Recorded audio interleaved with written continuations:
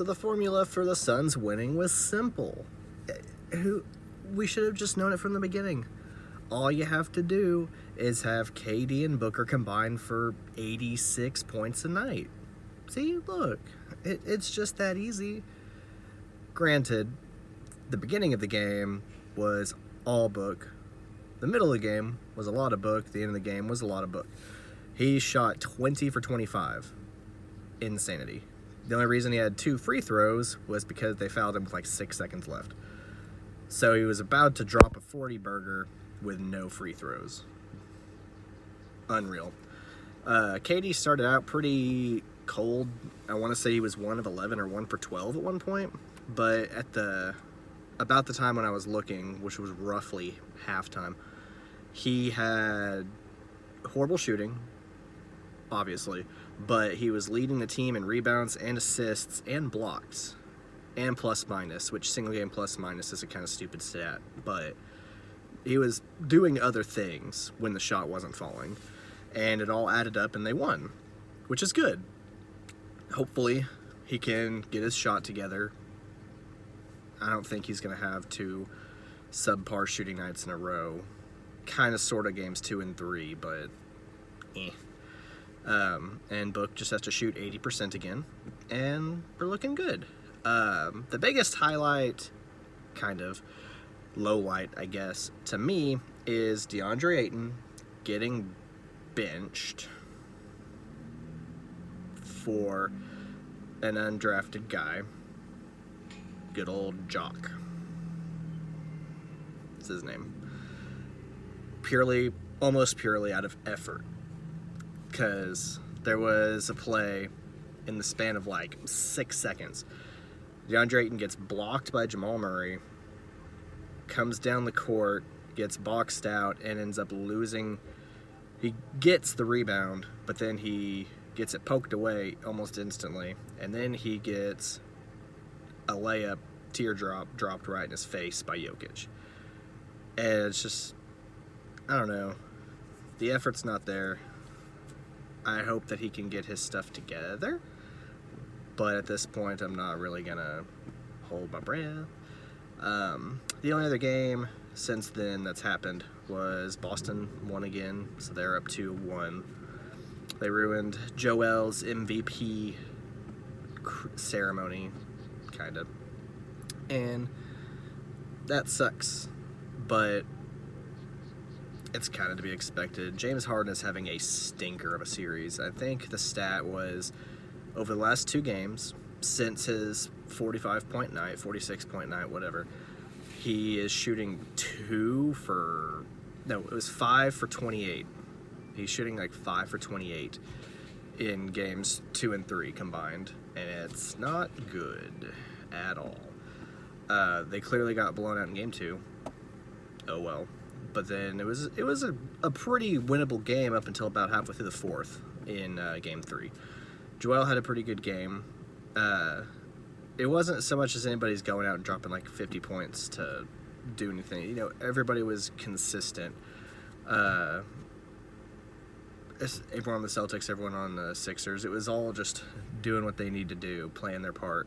And if James Harden doesn't play like trash, then Philadelphia's up at the very least 2-1 right now. Because it was only like a 7-point game, 8-point game, and then I think it was a 6-point game, and then Jason Tatum made it a 9-point game with about 2 minutes left, minute and a half left, something like that. And so they just gotta, James Harden has to get out of the slump. He has to. If he doesn't get out of the slump, it's about to be a quick 5-game exit. Because if he's playing like this for 2 more games, they're not going to win another game. They're not.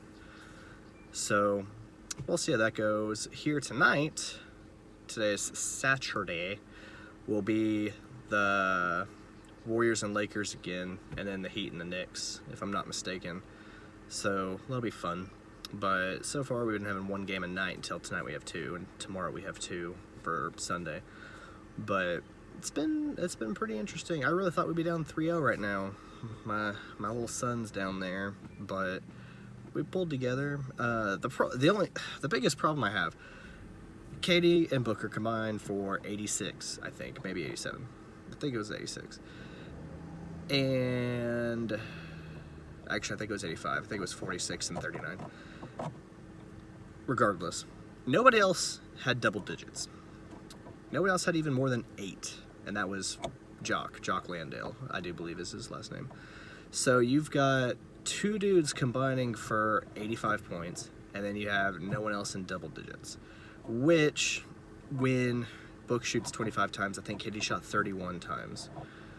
You know, I think the league average for shot attempts this year was 80-something, give or take.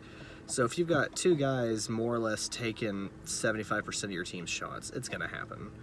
But all the role players, everyone else, they played their part. They did what they needed to do. You know, Jamal Murray had a good first half. He had a very poor second half. His second half was bad. And if Denver wants to make this last push, because contracts and free agents and all of this, Jokic has to assert himself as a 2-time MVP. He was deferring to Jamal Murray a lot last night. And you can't always do that. Was he hot in the first half? Absolutely. He was scorching-ish. But at some point, a 2-time MVP has to say, all right, look, I'm the 2-time MVP. Let me carry us to victory. You're going to have to do that at some point. Even if someone else has the hot hand at a certain point. If he's taking, especially the second half, when he starts taking a lot of really bad contested shots and missing them all short because he has no legs underneath him, pull him, at least for a bit, let him rest, put someone with some fresh legs out there, and let Jokic start taking shots. Because, like, he almost always shoots well, and he almost always takes good shots. Every now and then, shot clock, becomes a factor, and he has to, hoist up something. But Jokic has to say, I am the 2-time MVP. Let me win us this game. Because I think they could have 100% done it if Jokic would have taken some of those Jamal Murray shots. Even if Jokic would have been able to set something up, maybe get Murray a better shot, like a catch and shoot, or Michael Porter Jr. or Jeff Green got some good minutes the other night. I mean, there's other options than just Jamal Murray dribbling for 20 seconds and taking some crummy shot. If Denver goes to a game plan with Jokic actually being the focal point, which he also is the first time ever that someone in the playoffs had whatever he had, 29, 17, and 14 or something like that, or 29, 17, and 18. Some ridiculous Jokic stat line at this point. We're becoming kind of numb to his insane stat lines, but he needs to just say, hey, I'm that guy, and then go be that guy. And if he does, I still think Denver's going to win the series, but they'll win it easier if he does, and then they'll sit in the conference finals and wait for whoever comes out of California to meet them, and they just need to get it together. Jokic has to be the one. I don't care how hot Jamal Murray is. I don't care how hot any of them are. In a late game situation, you need a basket. You give it to your 2-time MVP, and you say, go to work. That's just how it has to be. But we'll see how it goes. But we'll see how those games go tonight and everything. And, good times. See y'all next time.